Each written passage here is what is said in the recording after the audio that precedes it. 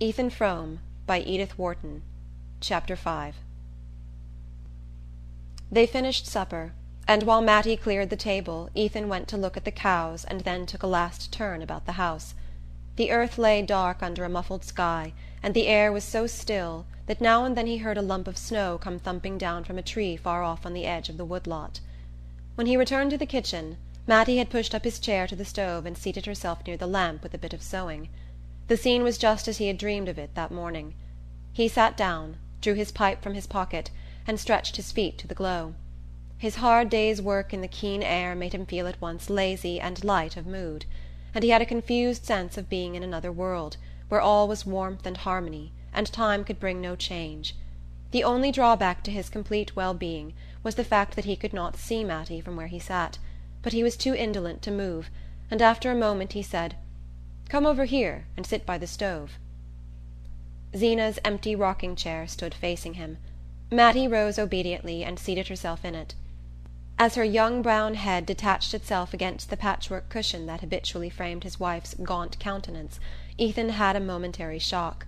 It was almost as if the other face, the face of the superseded woman, had obliterated that of the intruder. After a moment Mattie seemed to be affected by the same sense of constraint. She changed her position, leaning forward to bend her head above her work, so that he saw only the foreshortened tip of her nose and the streak of red in her hair. Then she slipped to her feet, saying, "I can't see to sew," and went back to her chair by the lamp. Ethan made a pretext of getting up to replenish the stove, and when he returned to his seat he pushed it sideways that he might get a view of her profile and of the lamplight falling on her hands.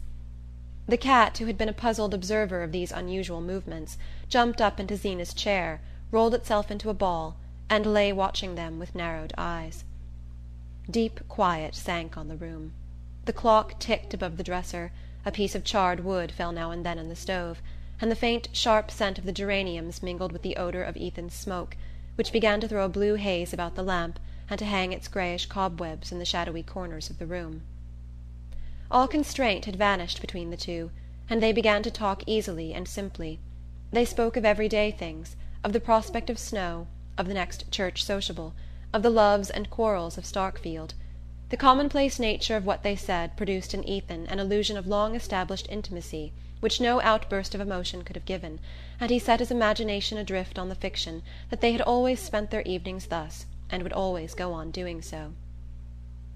"This is the night we were to have gone coasting, Matt," he said at length, with the rich sense as he spoke that they could go on any other night they chose, since they had all the time before them. She smiled back at him. "I guess you forgot." "No, I didn't forget. But it's as dark as Egypt outdoors. We might go tomorrow if there's a moon." She laughed with pleasure, her head tilted back, the lamplight sparkling on her lips and teeth. "That would be lovely, Ethan." He kept his eyes fixed on her, marvelling at the way her face changed with each turn of their talk, like a wheat field under a summer breeze. It was intoxicating to find such magic in his clumsy words, and he longed to try new ways of using it. "Would you be scared to go down the Corbury Road with me on a night like this?" he asked. Her cheeks burned redder. "I ain't any more scared than you are." "Well, I'd be scared then. I wouldn't do it. That's an ugly corner down by the big elm. If a fellow didn't keep his eyes open he'd go plumb into it." He luxuriated in the sense of protection and authority which his words conveyed. To prolong and intensify the feeling he added, "I guess we're well enough here." She let her lids sink slowly, in the way he loved. "Yes, we're well enough here," she sighed. Her tone was so sweet that he took the pipe from his mouth and drew his chair up to the table. Leaning forward, he touched the farther end of the strip of brown stuff that she was hemming. "Say, Matt," he began with a smile, "what do you think I saw under the Varnum spruces coming along home just now? I saw a friend of yours getting kissed." The words had been on his tongue all the evening, but now that he had spoken them they struck him as inexpressibly vulgar and out of place. Mattie blushed to the roots of her hair and pulled her needle rapidly twice or thrice through her work, insensibly drawing the end of it away from him. "I suppose it was Ruth and Ned," she said in a low voice, as though he had suddenly touched on something grave. Ethan had imagined that his allusion might open the way to the accepted pleasantries, and these perhaps in turn to a harmless caress, if only a mere touch on her hand. But now he felt as if her blush had set a flaming guard about her. He supposed it was his natural awkwardness that made him feel so. He knew that most young men made nothing at all of giving a pretty girl a kiss, and he remembered that the night before, when he had put his arm about Mattie, she had not resisted. But that had been out of doors, under the open irresponsible night. Now, in the warm lamp-lit room, with all its ancient implications of conformity and order, she seemed infinitely farther away from him, and more unapproachable. To ease his constraint he said, "I suppose they'll be setting a date before long." "Yes. I shouldn't wonder if they got married some time along in the summer." She pronounced the word married as if her voice caressed it. It seemed a rustling covert leading to enchanted glades.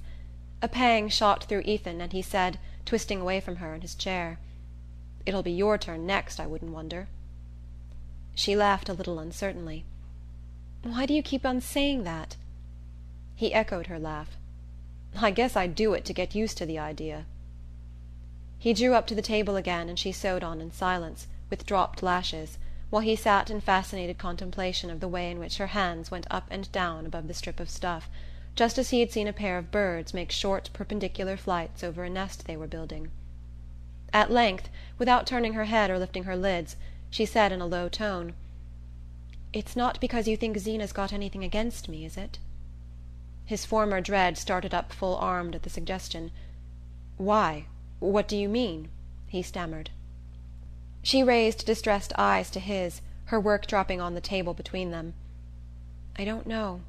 I thought last night she seemed to have." "I'd like to know what," he growled. "Nobody can tell with Zeena." It was the first time they had ever spoken so openly of her attitude toward Mattie, and the repetition of the name seemed to carry it to the farthest corners of the room and send it back to them in long repercussions of sound. Mattie waited, as if to give the echo time to drop, and then went on. "She hasn't said anything to you?" He shook his head. "No, not a word." She tossed the hair back from her forehead with a laugh. "I guess I'm just nervous, then. I'm not going to think about it any more." "Oh, no. Don't let's think about it, Matt." The sudden heat of his tone made her colour mount again, not with a rush, but gradually, delicately, like the reflection of a thought stealing slowly across her heart. She sat silent, her hands clasped on her work, and it seemed to him that a warm current flowed toward him on the strip of stuff that still lay unrolled between them. Cautiously he slid his hand palm downward along the table till his fingertips touched the end of the stuff.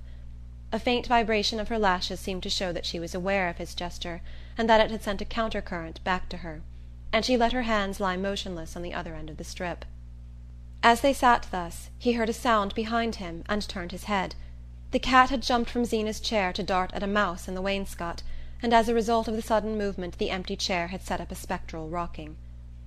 "She'll be rocking in it herself this time tomorrow," Ethan thought. "I've been in a dream, and this is the only evening we'll ever have together."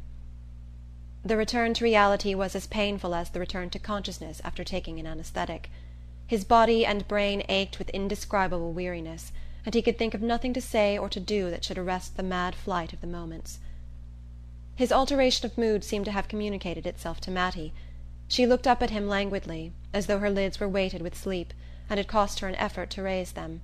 Her glance fell on his hand, which now completely covered the end of her work, and grasped it as if it were a part of herself. He saw a scarcely perceptible tremor cross her face, and without knowing what he did, he stooped his head and kissed the bit of stuff in his hold. As his lips rested on it he felt it glide slowly from beneath them, and saw that Mattie had risen and was silently rolling up her work.